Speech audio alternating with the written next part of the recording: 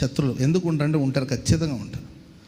శత్రువులు లేరంటే మరి బడాయిలుగా ఉంటుంది. ఉంటారు, ఖచ్చితంగా ఉంటారు. మన ఫ్యామిలీలో ఉండొచ్చు, మన ఇరుగు పొరుగు వాళ్ళు ఉండొచ్చు, ఫ్రెండ్ సర్కిల్లో ఉండొచ్చు. ఎవడండి ఫ్రెండ్? ఎవడండి చెప్పండి? ఎవడు ఫ్రెండ్ చెప్పండి? మన భ్రమలో బతుకుతున్నాం అంతే. ఎవడు ఫ్రెండ్? Praise lord. ఎవరు మనకు ఫ్రెండ్ చెప్పండి? ప్రాణానికి ప్రాణం ఇచ్చేవాడే స్నేహితుడు అవుతాడు. అలా మన కోసం ప్రాణం పెట్టేవాడు ఈ సృష్టిలో, ప్రకృతిలో, ఈ సృష్టిలో దేవుడు తప్ప ఇంకొకరు లేనే లేరండి. ఆమెను చెప్పండి గట్టిగా. ఒకప్పుడు స్నేహం అంటే గొప్పగా ఉండేది. ఒకప్పుడు స్నేహం కోసం చాలా చాలా చేసేవాళ్ళు. ఇప్పుడు అవన్నీ లేవు. కలిసి ఒక కలర్ సొక్కా వేసుకుంటారు అంతే, అంతకు మించి ఏముండదు. ఇదే ఫ్రెండ్షిప్ అంటే కలర్ సొక్కా వేసుకోవడం అంతే. షేర్ ఇట్ ఉందా నీకు? క్విక్ షేర్ ఉందా? ఆన్ చేసుకో, నేను పంపిస్తాను. యాపిల్ నుండి యాపిల్కి వచ్చేస్తుంది వెంటనే. ఏంటండి, ఈ యాపిల్ మూతిని తగిలిచ్చారు అనుకోండి, దీంట్లో దాంట్లోకి జంప్ అవుతుంది. ఇది ఇప్పుడున్న ఫ్రెండ్షిప్ అంతా.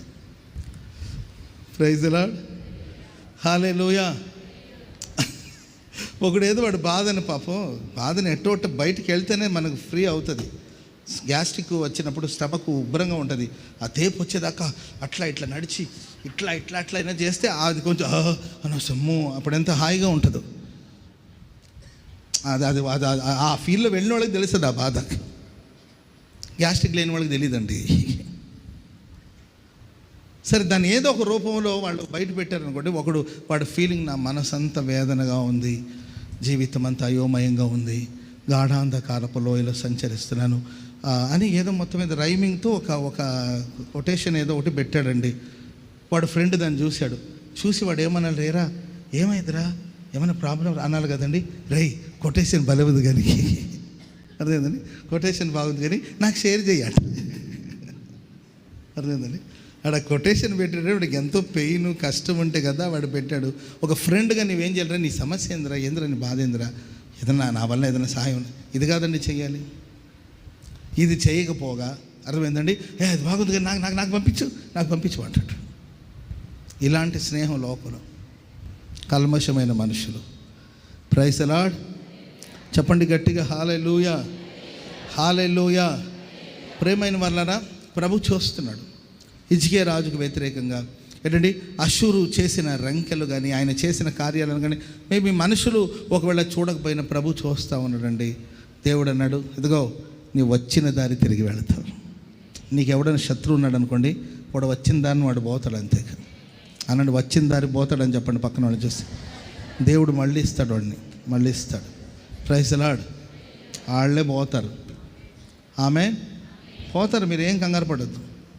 పోతారు, శత్రువులు ఖచ్చితంగా పోతారు. నీ కుటుంబాన్ని పాడు చేసి, నీ జీవితాన్ని పాడు చేసి, నీ బిడ్డల జీవితాన్ని పాడు చేసి, నీ మానసిక ప్రశాంతతను పాడు చేసిన శత్రువు ఎవడైనా సరే, నీవు జస్ట్ ఊరికి దేవుని మందిరంకి వెళ్ళి ప్రార్థన చేసుకోండి అంతే. హిజ్కియా రాజు ఏం చేశాడు చెప్పాలి. మందిరం తలుపు ఎప్పుడు తెరవబడే ఉంటుంది.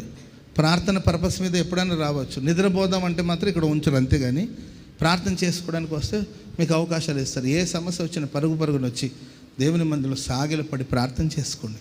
ప్రభువా, నన్ను ఈ ప్రాబ్లం నుండి బయటికి తీసుకురండి, నాకు చాలా బాధగా ఉంది, నాకు చాలా ఏడుపు వస్తుంది, నాకు దుఃఖం వస్తుంది, ఏం చేయాలో నాకు తెలియట్లేదు, నేను వాళ్ళలాగా మాట్లాడలేను, వాళ్ళలాగా నేను ప్రవర్తించలేను, ఇరుకున ఉన్నానని మీరు ప్రార్థన చేసుకుంటే దేవుడు నీకు, నాయనా నా కుమారుడా హిజ్కియా ఎందుకు నాయనా ఏడుస్తున్నావు, ఇదిగో టిష్యూ పేపర్ తీసుకో. ఇప్పుడు నా దగ్గర వచ్చి కొంతమంది ఏడుస్తారు, నేను ఇంకేం చేస్తాను, టిష్యూస్ ఇస్తాను అంతే, అంతకుమించి నేనేం చేయగలుగుతానండి. ఏడుస్తుంటే పాపం బాధగా ఉంటుంది కాబట్టి టిష్యూ పేపర్ ఇచ్చి అమ్మ కళ్ళు తెలుసు అంతవరకే చెప్పగలుగుతాను. లేకపోతే ఏం కాదులేమ్మా ధైర్యంగా ఉండండి అంటారు. బాధ వాళ్ళది, నాదేముందండి, భయం కాదని నేను అనేస్తాను. బాధ వాళ్ళది కదా, పెయిన్ వాళ్ళది కాదండి. Praise the lord. వాళ్ళు కడుపు నొప్పితో బాధపడి ఏం కాదులేమంటే, ఏమో అయితేనే కదా ఆమె ఏడుస్తుండేది. ఏం కాదులేమ్మా, ఏం కాదులంటే ఏదో అయితేనే కదా ఆమె ఏడుస్తుండేది, ఏం కాకపోతే ఎందుకు ఏడుస్తుంది. సో నేను టిష్యూస్ ఇచ్చి కన్నీరు దురుసుకోమనవచ్చు, లేకపోతే ఒక గ్లాస్ మంచినీళ్ళు ఇవ్వచ్చు, ఒకవేళ నాకు అనుకూలం ఉంటే ఒక కూల్ డ్రింక్ ఇవ్వచ్చు. అంతకుమించి నేను ఏం చేయగలుగుతాను చెప్పండి, ప్రార్థన చేయగలుగుతాను అంతే. నీ సమస్య వచ్చినప్పుడు దేవుని మందిరానికి వచ్చి నువ్వు సాగిలపడి ఆయన పాదాల దగ్గర ప్రార్థన చేస్తే దేవుడు నీతో ఏం మాట్లాడు, హిజ్కియా నేను చూసుకుంటాను ఏం అన్నాడు. ఆడేడాడు, ఒరే అష్షూరుగా ఇటురారా, ఇప్పటివరకు నీ విజయం సాధిస్తూ వచ్చావంటే అది నీ ఘనత కాదురా, నేను ఇచ్చిన ఘనత. నీవు నా బిడ్డ యొక్క సరిహద్దు వచ్చేంత వరకు నేను నీకు మేలు చేస్తూ వచ్చాను. ఇప్పుడు నువ్వు నా బిడ్డ యొక్క సరిహద్దులు అడుగు పెడుతున్నావు కాబట్టి ఇక నేను ఊరుకునేది లేదు. వెనక్కి నిన్ను మళ్ళిస్తాను, వెనక్కి మళ్ళిస్తాను. ప్రైస్ అలాడ్. అందుకేనండి గాఢాంధకారపు లోయలో సంచరించడం మనకు భయం లేదు. ఎందుకంటే మన క్లోజ్గా దేవుడు ఉన్నాడండి. ఆయన మన క్లోజ్ ఫ్రెండ్ అనమాట. ఏ ఫ్రెండ్ అండి ఆయన? Close friend. ఎవరంటే యేసయ్య. ఎవరు నీ బెస్ట్ ఫ్రెండ్, ఎవరు నీ క్లోజ్ ఫ్రెండ్ అంటే సుమిత్రనో ఏదో ఒకటి కాదు. ఎవరు నీ బెస్ట్ ఫ్రెండ్ అంటే ఏంటండి రాఖీనో రాణినో ఏదో చెప్తూ ఉంటారు కొంతమంది. ఎవరు నీ బెస్ట్ ఫ్రెండ్? నా దేవుడే నా బెస్ట్ ఫ్రెండ్. ప్రైస్ అలాడ్. ఏ స్నేహితులు మరొక స్నేహితుని క్షేమాన్ని కోరే రోజులు లేవు. మరి లేరని నేను అనలేనండి, మేబీ ఎక్కడో ఉండొచ్చు, కాదంట్లా. మనిషి స్వార్థం ఎవరి స్వార్థాలతో సాగిపోతున్న ఈ రోజులో మనం ఆరాధిస్తున్న దేవుడు నీకున్న సమస్యలు, నీకున్న పోరాటాలు, నీకున్న శత్రువులన్నింటినీ దేవుడు మాట్లాడి వెనక్కి పంపిస్తాడు. నువ్వు కూల్గా ప్రార్థన చేసుకోండి. నీ శత్రువులతో కూడా నువ్వు మాట్లాడవద్దు, నీ వాళ్ళతో పోట్లాడవద్దు, వాళ్ళతో యుద్ధానికి దిగొద్దు. నువ్వు జస్ట్ దేవుడికి చెప్పి ఊరుకో. దేవుడు వాళ్ళు మాట్లాడి పంపిస్తాడు. దేవుడు క్లియర్ చేస్తాడండి. దేవుడు రోడ్ క్లియర్ చేస్తాడు. పరిస్థితులన్నిటి దేవుడు అనుకూలపరుస్తాడు. సమస్యలను అవే బాయి చెప్పి వెళ్ళిపోతుంది. ఒక్కసారి బాయి అయినా చెప్పానంటే బాయి కూడా వద్దులే కానీ బయలుదేరమంట. Praise lord. చివరికి ఒకసారి చూసేసి హాయ్ చెప్పి వెళ్ళంటే హాయ్ వద్దు, బాయి వద్దు, బయలుదేరని ముందు మర్యాద బయలుదేరని దేవుడు అంటాడు దేవుడు. అది కాదు, ఒకసారి ఇచ్చికాని ఒకసారి నీవేం పలకరించాల్సిన లేదు, బయలుదేరమని. అది శత్రువు కావచ్చు, ఆ సమస్యలు కావచ్చు, అది బలహీనతలు కావచ్చు, ఆర్థిక సమస్యలు కావచ్చు, అన్నీ నిన్ను విడిచి తొలగిపోయేటట్లుగా నా దేవుడు వాటన్నిటిని మళ్ళించబోతున్నాడు. వచ్చిన దారిని అది తిరిగి వెళ్ళాలి, వచ్చిన మార్గమున అది తిరిగి వెళ్ళాలి,